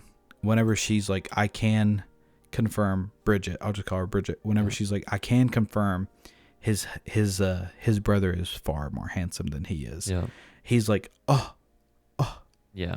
Like he has his mouth open. Right. He's like, I can't believe you've said that about me. Yeah. It's just like, it's almost like goofy. Yeah. I love like these people that he hits that the British, his little tiny monologue at the end before they all die, basically. Yeah, I love. He points the gun at him. He says, "You're no more German than that Scotch." Yeah. And I love. He says, maybe we can just get out of here. And the German guy's like, no, you know that we're not leaving here alive. And he says, I love this line. I hope you don't mind if I go out speaking the kings. Yeah. And such a cool line. He says that there's a special place in hell for people that waste good scotch. Drinks it. He's like, damn fine scotch, sir. Yeah. Just so, it's so cool. And the shootout scene is so stressful, so tense. I love Stiglitz. I missed it the first time I watched, but then like whenever they, it's just so quick. So like Stiglitz shoots this guy's testicles off, right? Right. Whenever they do a wide shot of like the fucking barkeeper pulling out a shotgun, Stiglitz is stabbing. He's like cutting the German's head off. Yeah, it's so funny. I saw. Yeah, it's hilarious. He just hates Nazis so much. He has his SS knife, just cutting them up. And Wilhelm, whatever. He survived because like he got drunk, and I bet his friends put him in the corner of the room to sober up. Yeah. And he had the fucking machine gun, you know, and he was able to clean up. And like Aldo said, fighting in a basement's awful. They're having a hard time retrieving Bridget. And I love this little bit of dialogue where, Aldo's like, we'll come down. you know, he's like, I just had a son. He's like, okay, well, maybe this will work out clean and little Max can go home and maybe little Max can grow up playing catch with his daddy, right? Yeah. And you think that he can, and Bridget just kills him. Yeah. And it's like another one of those moments where Tarantino's confusing you, because you're like, I don't want this guy to die. You know, Right. I want him to go home to his son. But you know, one, he's a Nazi, and two, this is such a secret big plan. Yeah, she's a spy. That nobody is allowed to know that she was in this basement. Yeah. Which it's then so cool that she then leaves behind the shoe, and if that isn't bad enough, the napkin that is signed and kissed. Yeah, that Hans finds in one scene later. I love this scene, and I love that Hans is, I mean, like, obviously he's portrayed as a super intelligent detective, right? What a gold mine of clues. Yeah. You know, what a Scooby-Doo, Yeah. thank God we found the clues. You know, it's like we got one shoe that obviously this big butch German soldier wasn't wearing, Right. and the only other woman here that's dead, she has her shoes on, so obviously there was one other person here. And then you find basically a piece of paper that just says, my name is Bridget von Hammerschmidt, and I was in this fucking basement. Yep. You know? And so, like, no discredit to Hans Landa and his detective ability, but, like, goddamn, dude, I probably could have put these pieces together myself. But, you know, that's not the point. The point is the next scene that they're together. Hans, he just knows, you know, when they're talking to each other at the theater. I'm skipping it just a little bit ahead, but like it's yes. Hans and the audience just knows for a fact that this ruse is not working at all. No, and it's even so funny. He's fucking with him. That whole scene in the theater, he is just fucking with them hard. Oh, even he's from clowning. him cracking up when he's like a mountain climbing accident, and then he cracks. He up laughs. Him fucking with boys. Brad Pitt. So funny. Yes, it's so fucking funny.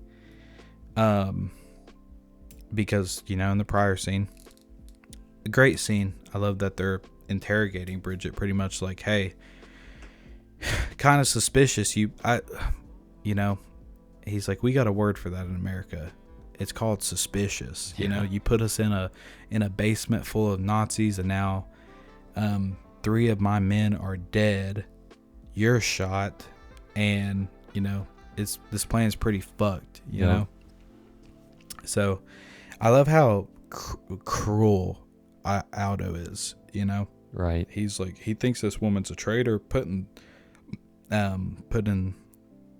his finger in the bullet wound and hurting her. And there's actually a deleted scene, they took it out of the movie, but the doctor, he's a vet, right? They cut this from the movie. The vet's like, you know, I only know how to operate on dogs. And Donnie, the bear Jew, he like sprays a machine gun and kills a bunch of the dogs, right? Right. Just to be like, we'll focus on her, right. You know? And they cut that from the movie because they're just like, people probably won't like Donnie if they see him gun down a bunch of dogs. But in that scene, you can see behind them there's dead dogs among the live ones. Interesting. So just little interesting thing there.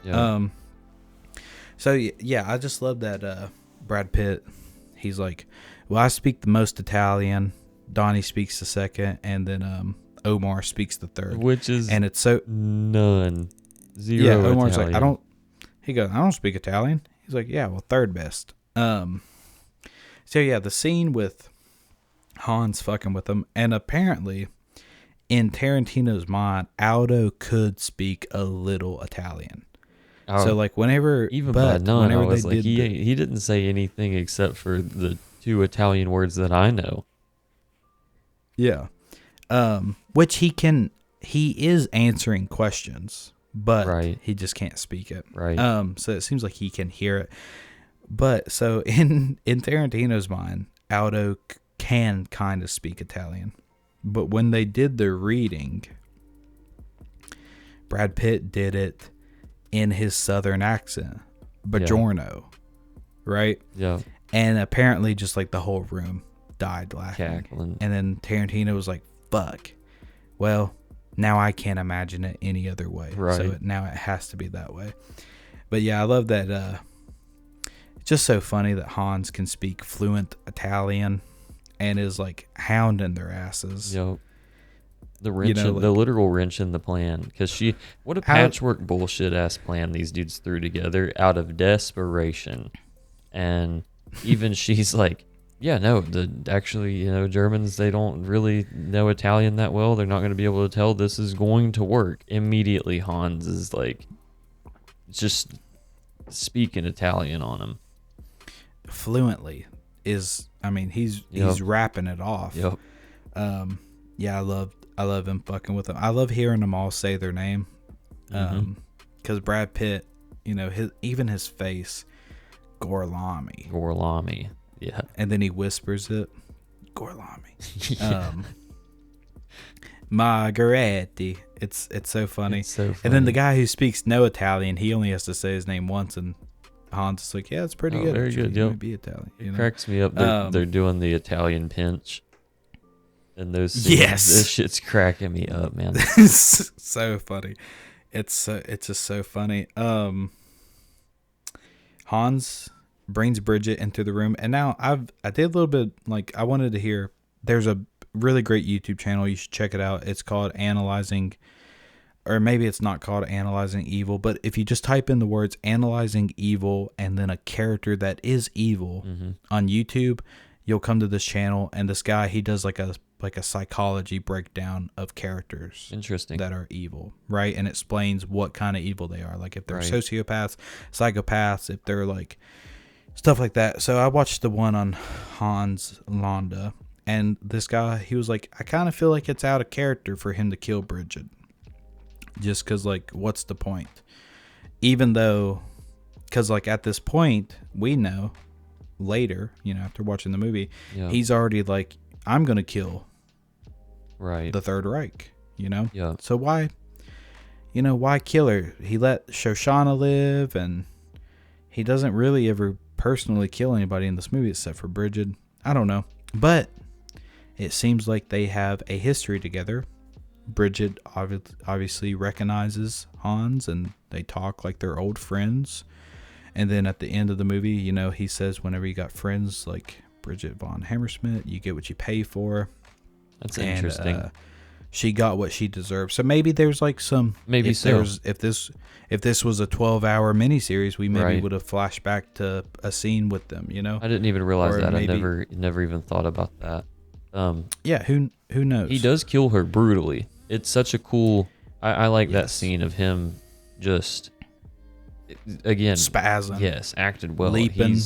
Yes, and then immediately he makes the phone call calm, but he's clearly like ruffled. We're getting into like weird stuff about Quentin Tarantino. He is the hands choking her in this scene. Oh, is he? Yes, because he said that anytime anybody ever gets choked in a movie, it never looks real. And he wants it to look real. And he was worried that Christoph would either do it too gently or too hard, right? Right. So, obviously, probably with the actress' permission, he did it. And I think he choked her out. And, I mean, if you do watch this scene with a keen eye, this is one of the best choking scenes it's ever. Crazy looking, yeah. And I guess it's because, and I've not confirmed this. I just saw like one report that saying he did choke her out, and then she regained conscious. Who knows? Somebody could have just said that. Sometimes Tarantino does bullshit. Yeah, he's a fucking to get in the headline. Dude, what the fuck's he know about choking somebody out? It's what's he the choking expert for? He can do it better than Christoph. Why? Yeah, I don't. I don't. Obviously, You would think if we just did the classic jujitsu tap out method, like Right. just tap me and let me go before I pass out. Yep. We should be able to get pretty close on this, you know. Yep. But you know, sometimes he does weird stuff. Like in That's the Hateful so Eight, that funny. guitar they break, it was like a real guitar that was an antique, and the press broke, and it garnered a lot of press because like fucking Gibson was like, we're not ever letting anybody use one of our guitars again, and they destroyed a $50,000 piece of history and all this shit. And it's like, there's conspiracy theories like Tarantino did that on purpose just to, you know, just to be a fucking fuck, you know. Sometimes he does stuff like that. Who knows? It's so funny. I'm not accusing you, Mr. Tarantino. Yeah, it's just so funny to think he was like, yeah, I actually need to choke her in this scene, and he just spazzed. We're getting this is a fun tangent, but everybody always talks about that scene in Dusk Till Dawn. Is it It's a foot well scene? known that the foot scene. Yeah. It's like, yes, I will write a Salma character, Hayek, and right? I'll have yes. Yeah. She will pour tequila down her toes, and I'll put it in my mouth. Suck on it. It's like, bro. I will cast myself in this role. Crazy, you know. Yeah. Just absolutely insane. We might review that one day because I've not seen that in a long time. I haven't ever seen it. That would be good, yeah. So they capture Aldo. We cut to Shoshana, and I love how convicted Shoshana is. Like, her and Marcel are just willing to die for this. They say goodbye, and like, it's just like, this is it, you know? Yeah. There's no like, I'll catch this bitch on fire and then we can run away. No, never, you know? Like even a doubt. It from the jump, they're like, yeah, we're just going to burn it down and kill ourselves. It's worth it. Yeah, and like, it is, I guess, you know? Yep. For the greater good. Stop World War II? Yep. Yeah, this is, you know, like I spoke earlier, this is the Frederick Zoller full break scene where he spazzes. I love how Shoshana tricks him, like, come in and shut the door. And he's like, stunned. He's like, huh? And she's like, shut the door. Yes. We don't have much time. And he's like, time to do what? And she's like, just forget it. And he's like, hold up. Yeah. And it is weird, you know. She doesn't like this guy. She shoots him in the back 3 times. And then it plays like a sad song. And she's like, oh, I can't believe I shot you, Frederick. It's like kind of like she and me had the same thought process up to this point of the movie. Like, man, he's really not done anything too personally bad to her, right? You know? And she just fucking gunned him down. Yeah. And then like a dirty fucking snake Nazi he rolls over and he guns her down. Yeah. I think the first, like, you see, which, I mean, she was rude to him whenever he came up to the film room. But him immediately getting a little rapey with her almost. Well, he's just such the ultimate nice guy. Yeah. Yeah, that's true. He did nice guy spaz. He that's just like middle school nice guys. Like, I tell you you're pretty, and I text you good morning every day, and you're just a fucking bitch to me, you know. So yeah, he just full on nice guy spaz. Yeah. I always thought this scene was a little goofy whenever they have the punch guns. And I thought it was pretty sick. I do think it's sick, but it's just like, why didn't both of y'all walk down and be like, champagne? Yeah. You know? But I love how Eli Roth is like, champagne. Mm-hmm. I love how he says it. And then just a slow motion of Omar running just to kill that guy. Yeah. I don't know. It's just a little. I like it. Fun. It is goofy. I think it's a nice kind of little goofy break, in a way. I don't know if that was the intention of it. Yeah, it's like, well, Shoshana just died, and we're about to kill Hitler. Here's some levity. Yeah. You know, we're watching a movie. Yeah. The theater catching on fire, and then them shooting Hitler. Just awesome. Awesome, you know? Scene. I love it. I wanted to mention too. We could get back to that. I like Goebbels' interpret like his character in this movie in the scene of like Hitler being like, Goebbels, what a fine film this is, and he's like, really? It's He just goes, so fucking funny to me. And then his Thank you, for her, thank you. yeah, his French concubine like Yes. behind him, just funny. It is funny because like this movie looks like it sucks ass. Yeah, you it know? looks terrible. Yeah, It's just a dude shooting people, and which it is hilarious. Like they did the one scene where maybe Marcel peeks in and it's Frederick carving the swastika, and people are literally like throwing popcorn in the air. They're just like, yippee, Right. like, woo. They're hooping and hollering. And it's just like, like Three Stooges montage of just him shooting people and they fall over, and then close-ups of his face. Yeah. Horribly bored. Like a great propaganda movie, seemingly, I'm sure. Yeah. Yeah, based on a true story. Right. This, he's like, what's the, is it like Pride of Our Nation or Nation's Pride? Yes, A Nation's Pride. It's something like that, yeah. Something like that, which is like just classic propaganda name. Yeah. Yeah, I do love that. This is all real too, this fire and bullshit. I even read that Eli Roth and whoever played Omar, they got burnt in this scene. Really? From the fire. That's interesting. Yeah. I love Hitler's face whenever the fire starts. I mean, like, he's just like, oh God, I'm in hell, Once again, I love that the Bastards plan and Shoshana's plan worked out together. They just work out together. Like, Hitler is like, oh, there's a fire, I'm gonna run away. Nope. There's a fucking the bear Jew. Yep. You've been scared of the golem, the bear Jew, this whole movie, and now he got you. Yep. Once again, what if that was Adam Sandler? That would have been cool. Wouldn't that be so cool? Been pretty sick. It is cool. It is funny too that like the Bastards never once questioned like, damn, this bitch burning down. They're just going hog wild. It just worked out perfect. Well, they were just like, damn, this is it. Once again, suicide mission for them too. Bombs still right on their feet. Did they? Yeah. Was that how that? I was wondering that because I know that there was dynamite under the chair that Hans had put there, and then they were still wearing their bombs. I think so. Okay, because I knew it cut to like a leg. Yeah. Yeah, I think so. Huh. They were 100% about it. Right. Once again, like Shoshana, it's worth it. We got I actually did a brand reveal of Guinness, but nice. Not sponsored. Sponsored by Guinness. Yeah, this is speaking the Kings. Mm-hmm. I burped in the mic. The burp cast. We burp on the cast.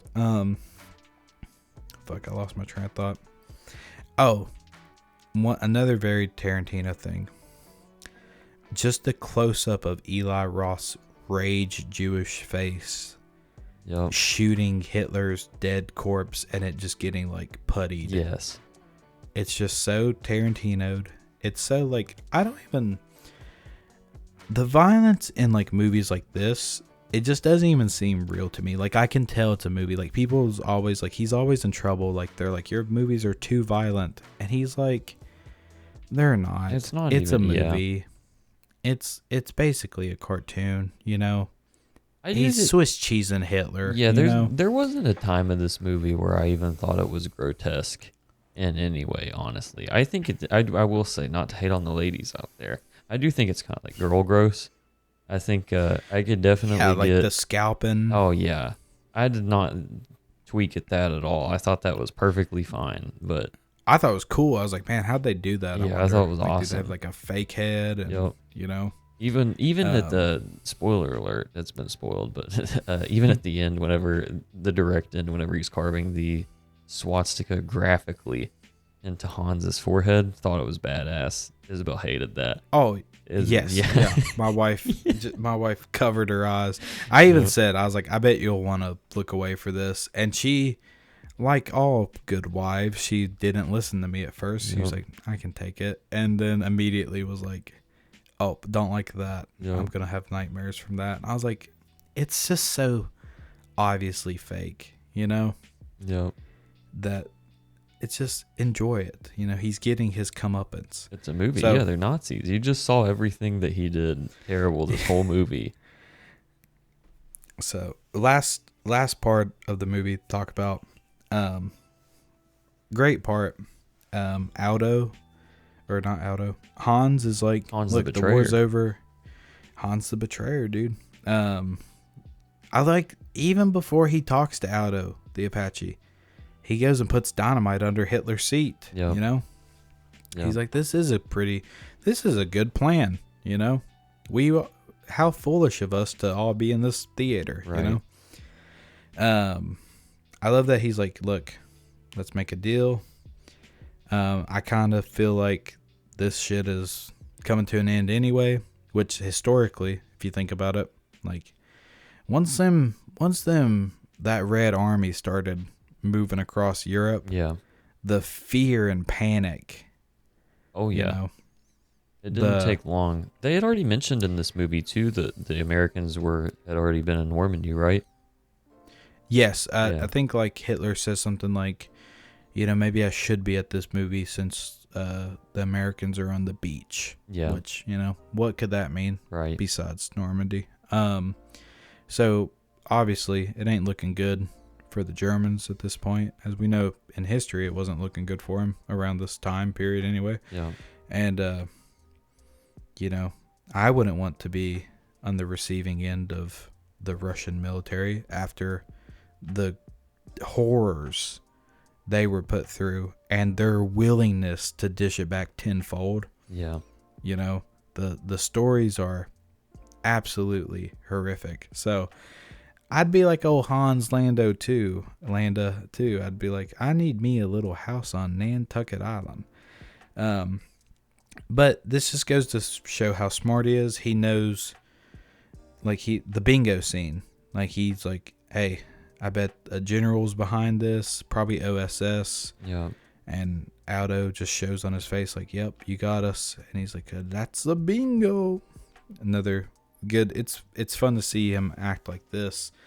And he's so smart. He has every bit of the plan laid out. Like, hey, this is what the history books are going to say. I want the Medal of Honor. Actually, we should all get it. Give it to everybody. I've been involved since the beginning. Yep. Then the whole time, all my evils were necessary, etc. Yeah.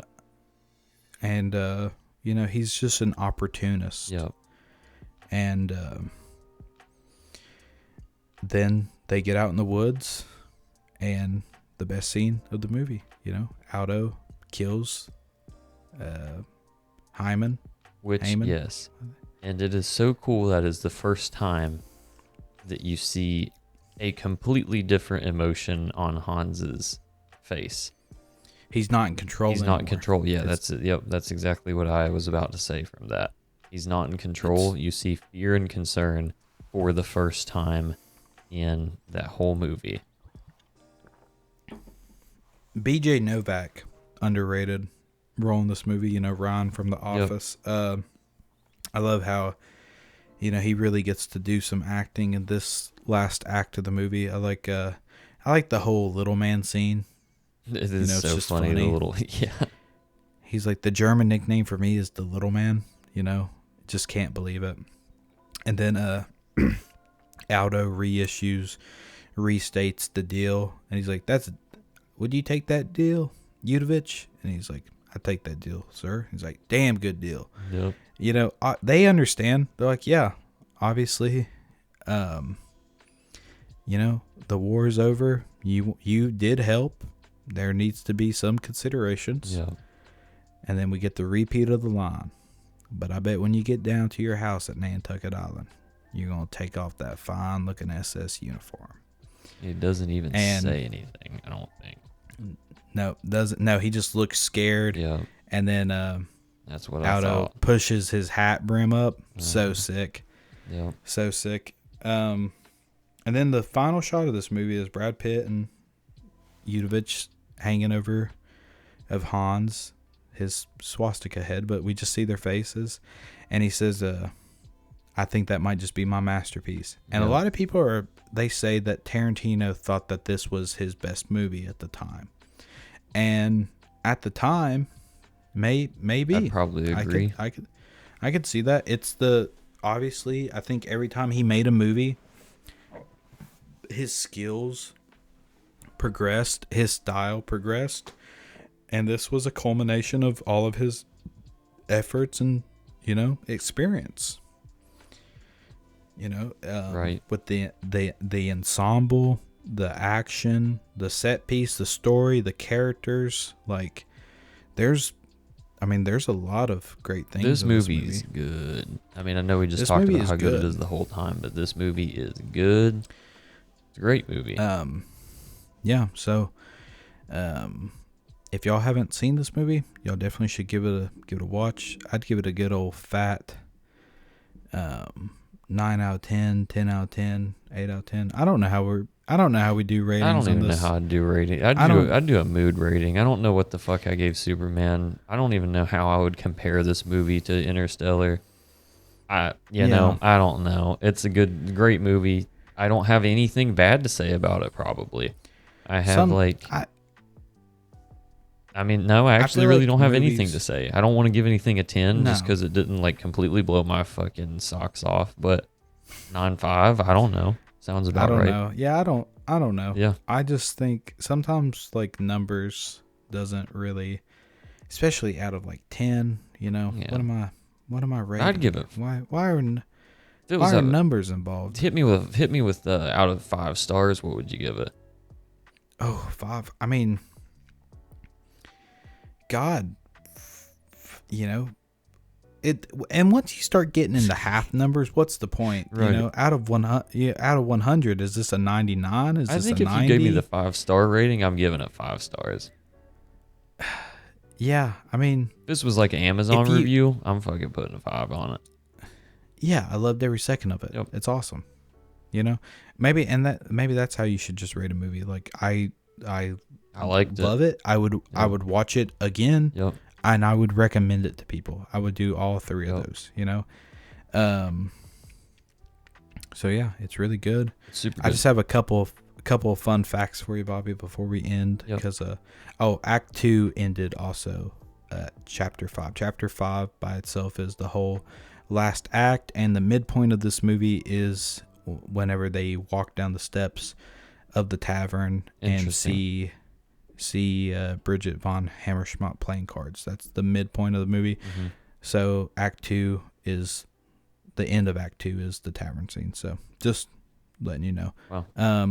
Fun facts. That's my opinion. Okay, Maybe it's a little fair. bit different but I think that's pretty close. I I don't checked know. the timestamps Yep. and I checked the vibes.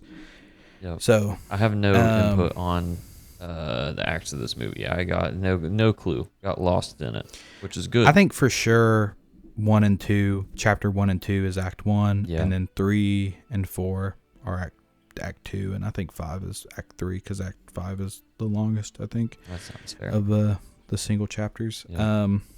So fun fact: Samuel Jackson is the narrator. Yep. Explaining.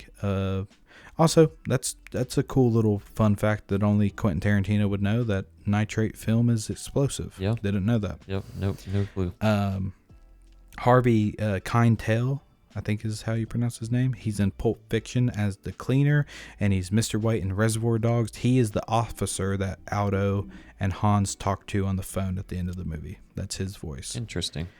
I already said what I said about Rod Taylor, who played Winston Churchill. Yep. This is his last movie. The Bear Jew was supposed to be Adam Sandler. He declined to do Funny People instead.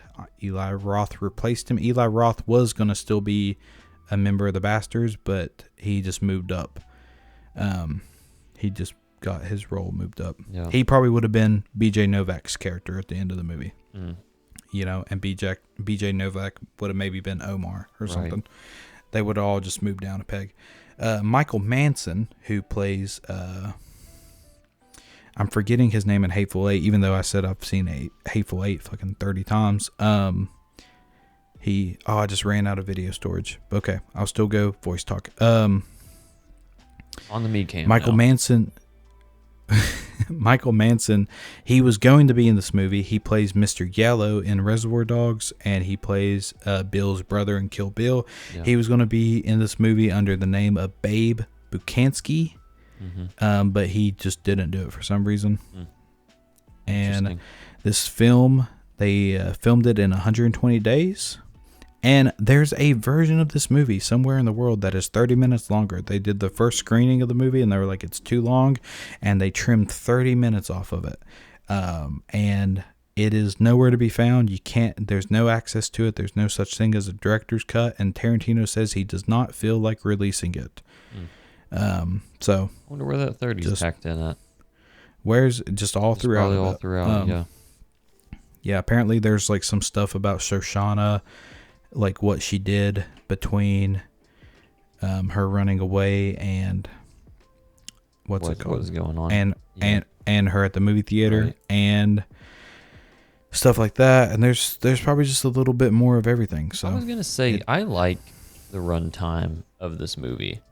It's 2 hours 32, so exactly 2.5. Yeah, it's pretty good. It feels like a good runtime. Like It doesn't want more. It doesn't feel that because you have so much fun. No, yeah, you have a blast in it. It does not drag by. If it was 3 hours, I wouldn't mind it. I know I messaged you before I watched this movie because we were worried about how long this podcast was going to be, and I was like, God, how long is this movie? And I was worried it was going to be 3+ hours because this is a very dense movie. I think the way it's structured, and there is a lot of fluff that's kind of cut out. Like you don't get the whole story of what's her name again, Shoshana. I want to say Joanna. I don't know why. Yeah, you don't get Shoshana's full story. You don't get like a whole lot of expose on like the Bastards as a whole. But you get enough, and like it lingers on this. I think this movie does an excellent job at lingering on the scenes that need to be lingered on. And yeah, I don't think it overstays its welcome in any way. I really don't. No, I don't think it does either. It's paced well. It's very dense. It's good content. It's so fun. It's so good. It's a blast. I love it. Yep. You know? And I was going to say earlier, I would recommend if you have not seen this movie or you haven't seen it in a while, if you've never seen it, watch it twice at least. Watch it one time, sit on it for a little while, and then watch it again. You will enjoy it more. I agree. There's so much to pick up on from this movie and the little nuance of the characters that I don't think you know until you have the concept of the story down and then you watch it again.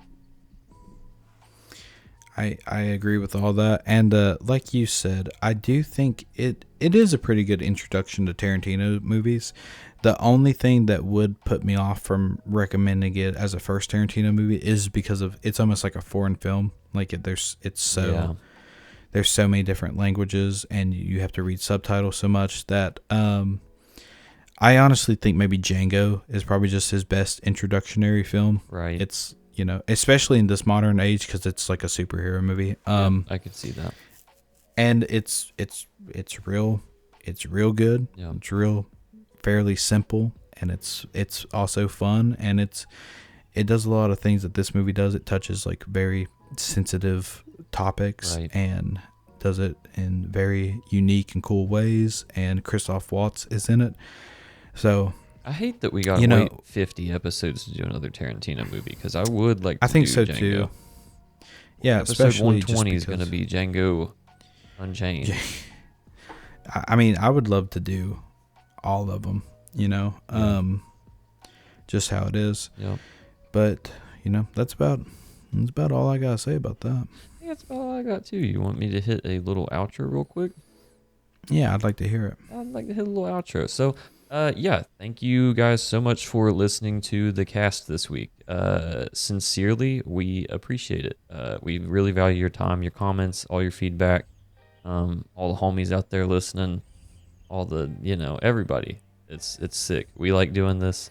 Give us some feedback. We've our episodes have kind of been evolving, I would say. To be a little candid. Yeah, we're still trying to figure it out. Yeah, we're still trying to figure out what the best thing to do is. I think that I have more fun, and I think we have more fun with less structure, as we found out. I think they flow a little bit better. I think it's a little more entertaining to listen to. But if there's anything that you think is missing, or that you want us to focus on more, or take out, put in, add, flip, whatever, let us know. Hit us up. Drop a comment. Yeah, drop a comment. Please like it. I need you to like this video bad. I need you to follow us on Spotify. I need you to rate us 5 stars. I need you to Venmo me a couple bucks. I need you to get me something from the gas station. All kinds of stuff. Click the subscribe button. Yeah. What's it to you? Yeah. What's, what? Why not? It's free. Come on. I know that.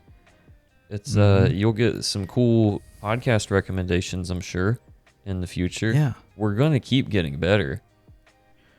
Get in early. We got crazy stuff planned.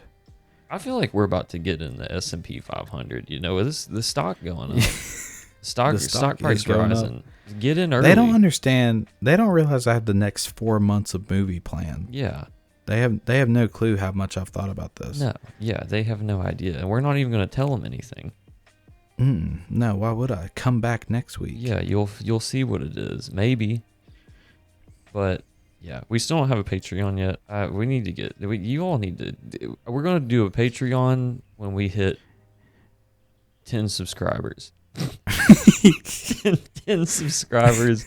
We're dropping the Patreon tier, $100 a month. You'll get a shout out in the video. We're trying to only be slightly embarrassing with the Patreon. Yeah.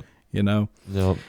Because like we have extra episodes, guys. You know, we talk more than about these movies. So we're sitting on 200 episodes right now. We've got a stockpile. We've already watched Django.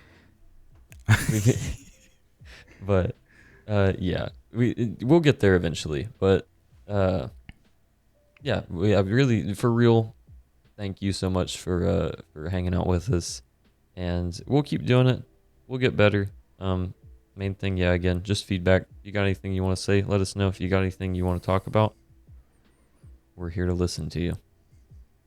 But yeah, thank you so much, and we hope you have a good day, good rest of your night, and watch a movie this week. We will see you guys next week. You got anything else? Nope. Okay. Thank you. Thanks, everybody. Peace out. Peace.